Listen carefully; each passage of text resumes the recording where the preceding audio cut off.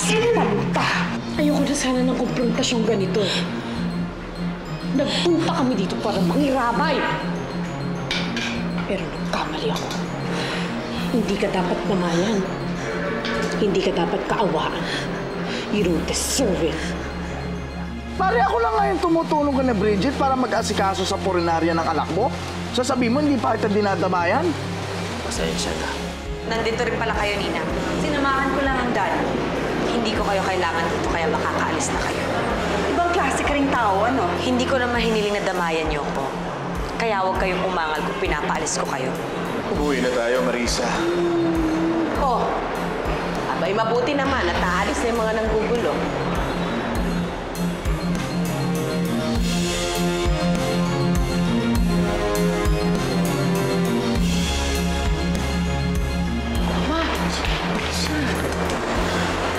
Pabayaan niyo na lang sila. Umuwi na tayo.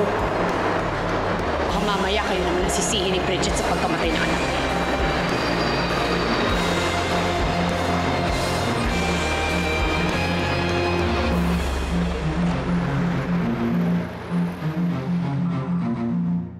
Alam mo, dapat hindi na ako sumama sa inyo ng daddy mo. Kumulo talaga ang dugo ko sa magtiyahin na yon. Isipin mo, pati ikaw, sinisisi ni Bridget sa pagkamatay ng anak nila ni Jonas.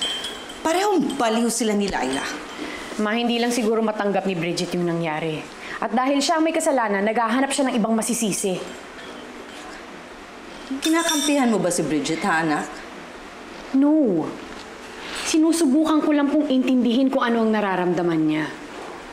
Ma, kapag sa akin nangyari yun, kapag may nangyaring masama kay Samantha or dito sa pinagbubuntis ko, hindi ko rin mapapatawad ang sarili ko. Walang mangyayaring masama kay Samantha o sa dinadala mo, Ellery. Magkaiba kayo ni Bridget. Huwag mong ihambing ang sarili mo sa kanya. Makasarili siya, kaya namatay ang anak niya. Mamo? Totoo po bang narinig ko? Patay ng baby brother ko?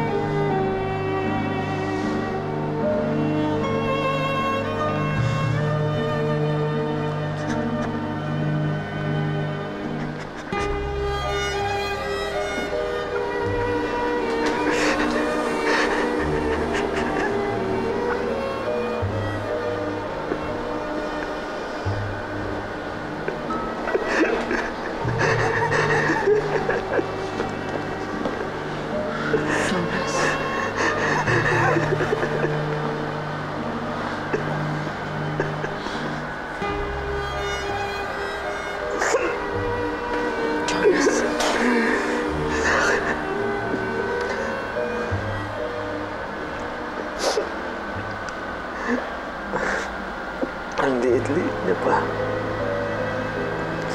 Ang bata niya pa. Hayaan mo na siya mamatay. Hindi ko naman ginusto ang nangyari, Jonas. Lahat na lang ng tao, ako ang sinisisi. Please naman, huwag nang pati ikaw.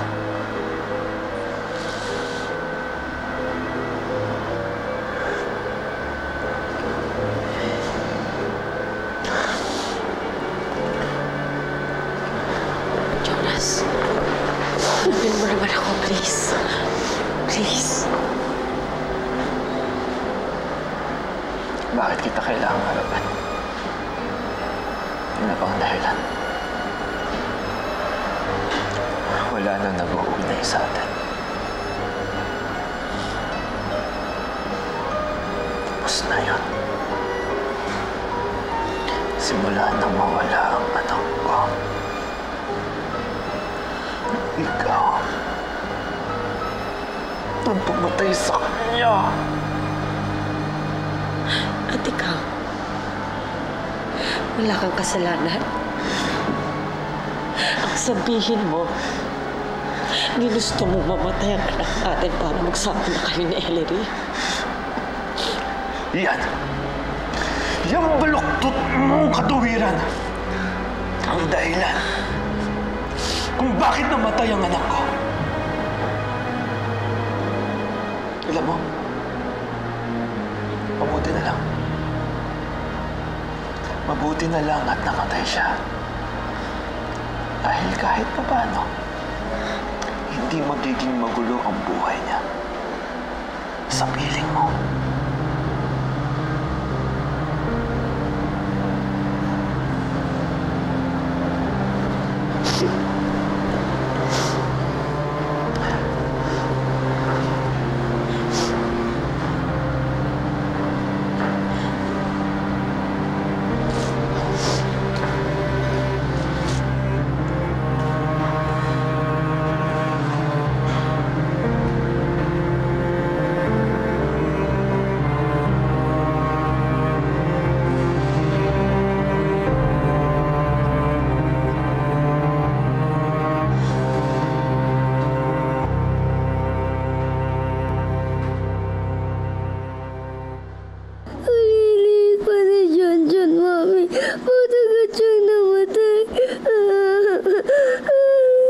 Anak, I'm sorry, pero may mga bagay kasi na hindi natin nakokontrol.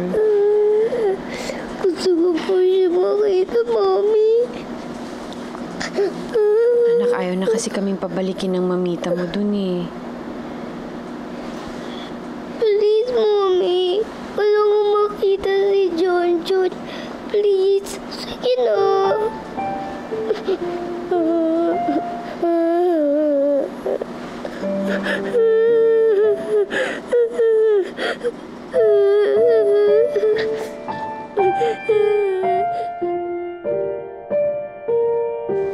Gustong pumunta ni Samantha sa burol, Jonas. Ayoko nang bumalik doon.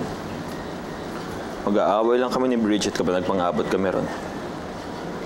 Pinagtabuyan niya na kami, Jonas.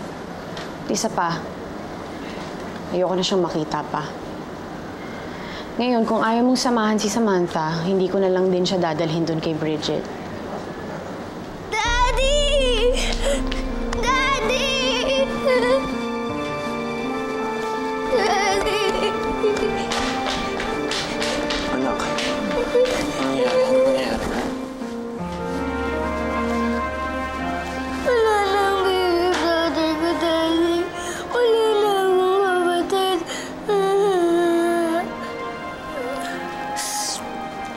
Please, Daddy.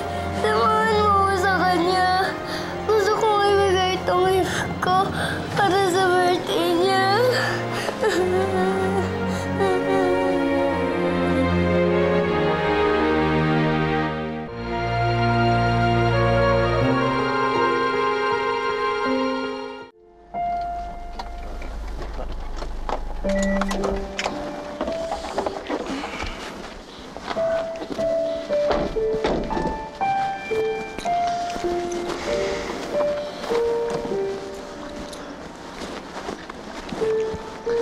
Pare, salamat ha. Ikaw na lang nang ikaw ang lagi kong naaabala. Diyos, Mario. Alam mo, pare, walang problema yun. Tsaka bibisita din naman ako eh. Okay lang yan. Anak, si Tito Lester mo na muna ang sasama sa'yo sa loob, ha? Bakit hindi po kayo sasama? Anak, kasi baka mag-away lang kami ng mamita mo kapag nagkita kami sa loob, eh. Si Tito Lester mo na muna ang sasama sa'yo, ha? Okay, let's go, Sam.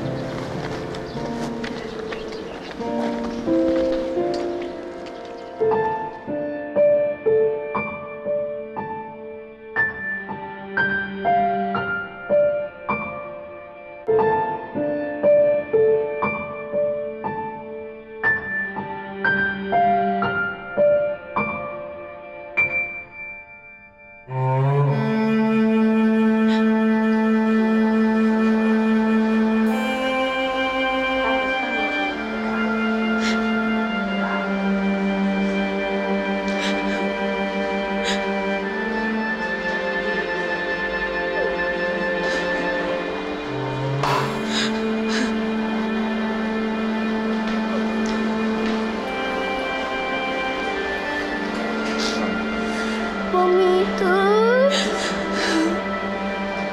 Si Sam. Mamita?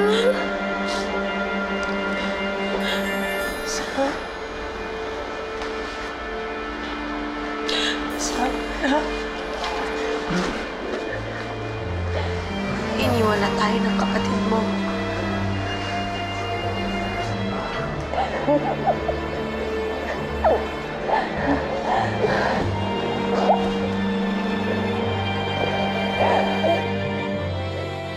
Mga prutas para sa'yo. Mabuti daw to para sa mga nagbubuntis, sabi ni ate. Dalawa na ang anak niya, kaya sa tingin ko, nagsabi lang siya ng totoo. Salamat, Enrico. By the way, nakasalubong ko ang parents mo sa labas kanina at ibinalita nila sa akin ang nangyari kay Bridget. Hanggang ngayon, di pa rin ako makapaniwala. Di ba kapapanganak lang niya? She must be hurting. Silang dalawa ni Jonas. Hindi lang sila, pati si Samantha. Dinadamdam niya yung nangyari sa kapatid niya. Alam mo, akong awa talaga ako sa nangyayari kay Samantha ngayon. Lalong-lalo na sa edad niya. Kung gusto mo, may kilala akong mag-handle ng grief counseling. Tawagan mo lang ako kapag may kailangan ka sa akin. Malakas naman si Samantha kahit bata pa siya. Alam kong malalampasan niya rin to. Nagdadalawang isip nga ako na dalhin siya sa burol eh. Pero alam kong kailangan niyang ilabas yung pagluluksa niya. Kapag pinagbawalan ko naman siyang pumunta at makita yung kapatid niya, baka lalo lang magdamdam si Samantha.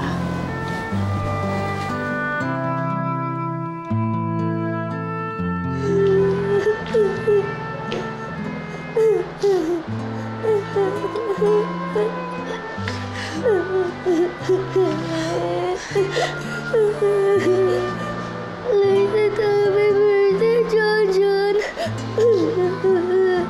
Sorry, ngayon ko lang na ibigay ang gift mo,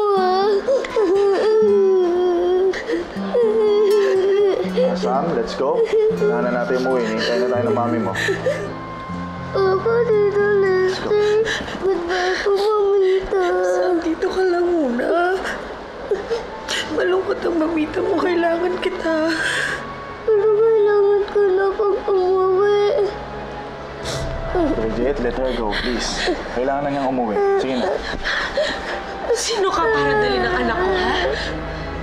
Kung gusto mong umuwi, umalis ka. Dito lang ang anak ko sa tabi ko. Umalis ka na, Lester. Dito lang si Sam. Hindi niya ako iiwan. Umalis ka na!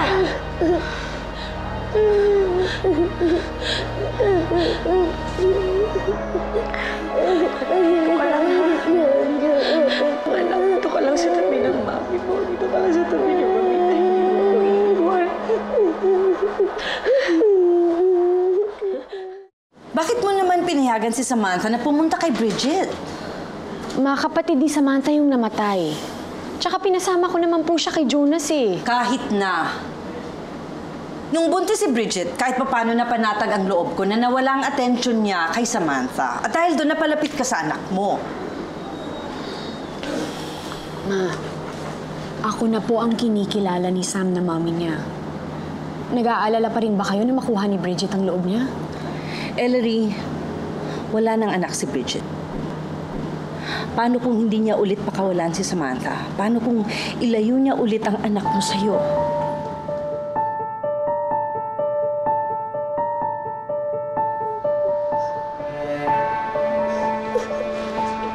Mamita, pauwi na po ako. Huwag po magalit sa akin si Mami. Anak, dito ka lang muna sa tabi ng mamita mo, ha? Kailangan kita. Baka po magalit sa akin ng mami ko, Mamita. Ayoko po. Pero ako, okay lang ako magalit sa'yo? Ha? Okay lang ba? Dito ka lang. Bakit ka? Sam, dito ka lang. Mamita, nasasaktan na po. Sam! Jonas!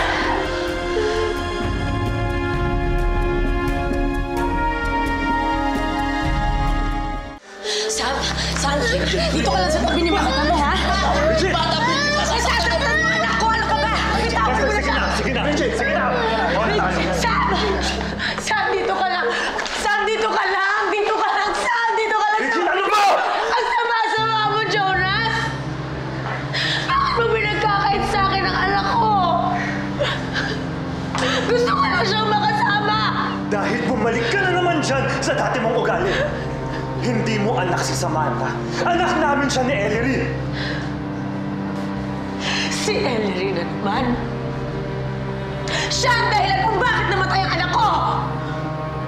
Kung gusto ko ba makasama si Samantha, kabayaran lang yun sa lahat ng ginawa niyo sa akin. Huwag na huwag kang lalapit kay Samantha. Dahil kapag nangyari sa kanya, ang nangyari sa anak natin, hindi ko lang alam kung anong gagawa ko sa'yo.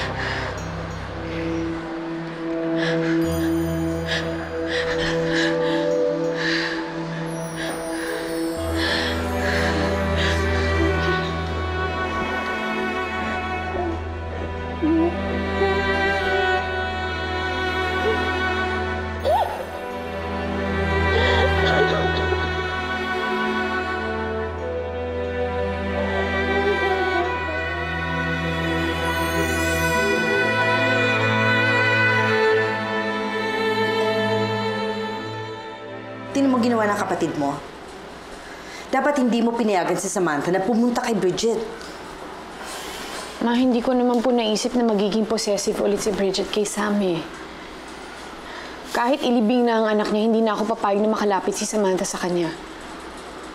Pinagbantaan ko na naman si Bridget eh. Sinabi ko sa kanya na huwag na siyang lalapit kay Samantha. Hindi sapat yun, Jonas. Kung ganyan ulit si Bridget, baka pagtangkaan na naman niya si Sam.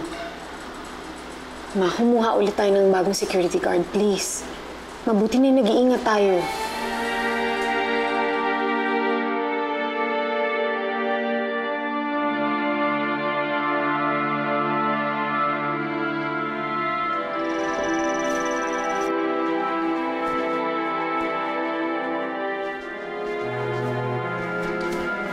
Bridget, huwag mo nang antayin si Jonas. Pagkatapos kasi nung nangyari ng isang araw, malabo nang sumipot yun. Halika na, sumakay na tayo, ha? Halika na.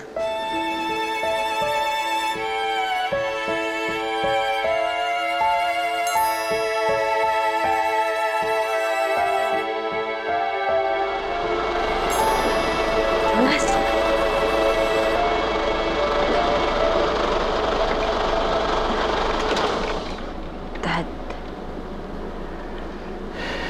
Bridget, kahit ipagtabuyan mo ako, hindi ako aalis. Kahit ano pa yung galit na nararamdaman mo sa akin, hindi kita tatalikuran. Lalo na ngayon, anak.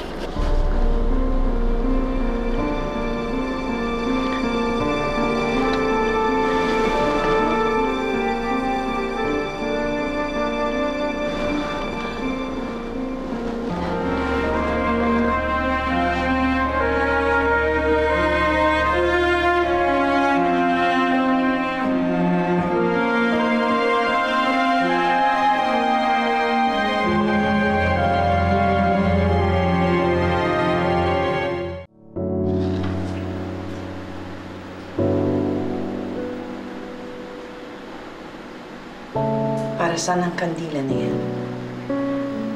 Para sa anak ni Bridget, Ma.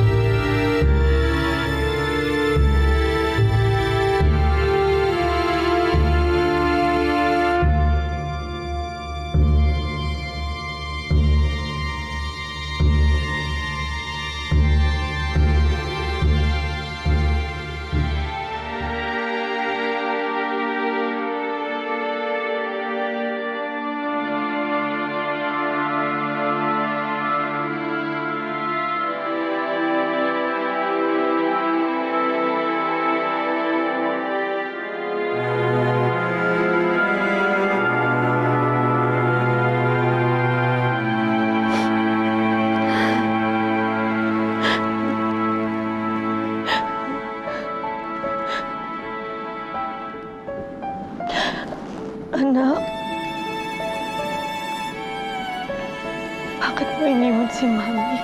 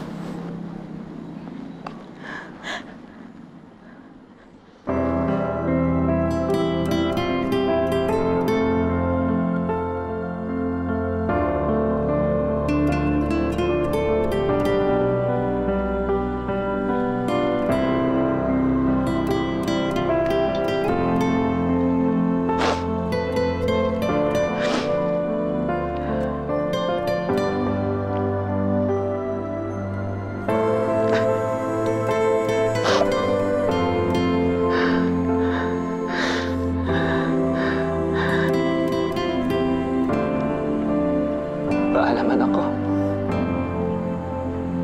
Paalam.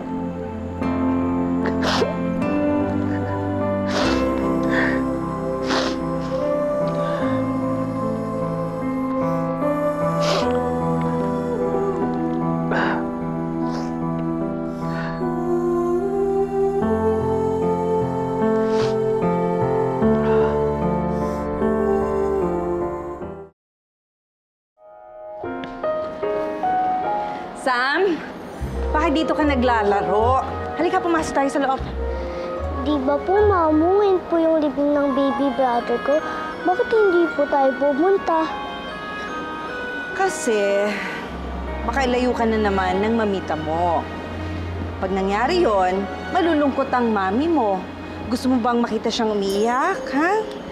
Ay, di ako po umiyak si Mami, Mamu. Oh, then be a good girl. Pumasok na tayo sa loob. Ay, ipapaluto ko yung favorite merienda mo, ha? Gusto mo yan, di ba? Opo, Mamu. Oh, sige, halika na. Let's go inside. Dito na lang muna po ako sa labas, Mamu. Pagluto na po yung food ko, tsaka na lang po ako papasok. Oh, sige.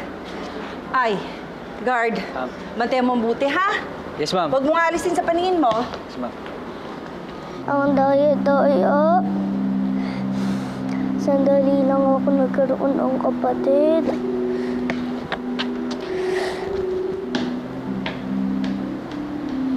Mamang guard, yung bola ko po, pakikuha naman po. O, diyan ka lang ha. Huwag kang lalayo ha. Kunin ko lang saglit yung boy.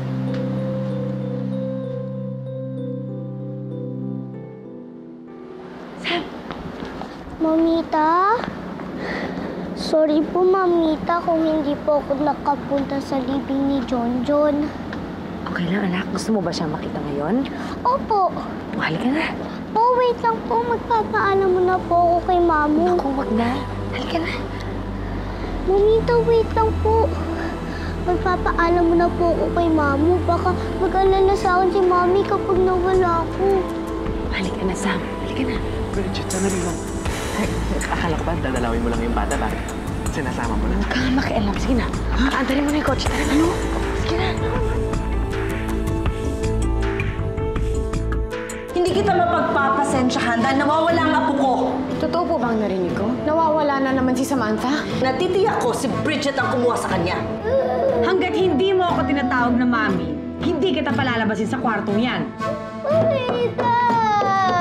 Ellery, ibabalik ko sa yung anak natin. Sasama ako sa'yo, Jonas. Uy, Ellery, kakagaling lang natin sa ospital. Mahigpit yung billing sa'yo ni Doktora. Teka, bakit galing ka sa ospital? May sakit ka ba?